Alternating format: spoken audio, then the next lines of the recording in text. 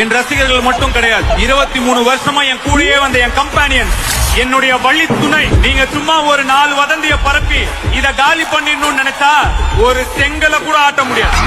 அந்த கண்ணுக்கு தெரியாத கையும் என் ரசிகர்கள் ஒருத்தரும் தீப்பந்தமா எரிஞ்சிட்டு இருக்கிற வரைக்கும் நான் போயிட்டே இருப்பேன். ஐயா ஐயா, எனக்கு ஒரு உண்மை தெரிஞ்சாகணையா.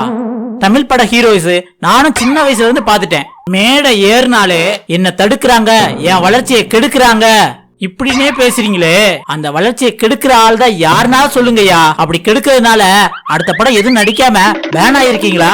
அப்படி இல்ல, வருஷத்துக்கு ஒரு படம் 2 படம் ரிலீஸ் ஆயிருது. அப்படி இருந்துமே ஒவ்வொரு மேடையிலும் ஏறி என் வளர்ச்சியை கெடுக்கிறாங்க, என்ன மிதிக்கிறாங்க, என் ஃபேன்ஸ் இருக்க தண்ணி என்ன எல்லாரும் காப்பாத்திடுவீங்கன்னு சொல்றீங்களே.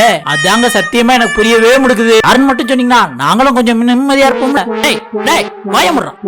அவங்க எல்லாம் நம்மள நார்மல் பீப்புள் கிடையாது, புரிஞ்சுக்கோங்க. சொன்னா நம்மள மாதிரி நார்மல் பீப்புள் அவங்க கிடையாது.